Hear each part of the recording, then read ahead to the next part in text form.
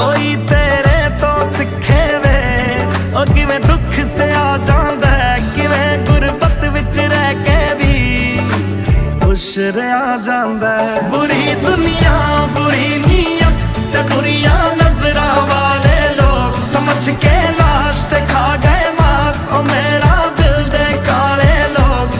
ओ मेरे कोल सब है, मेरे कोल सुकून नहीं, तेरे कोल होते हैं अल्लाह दे बंदिया।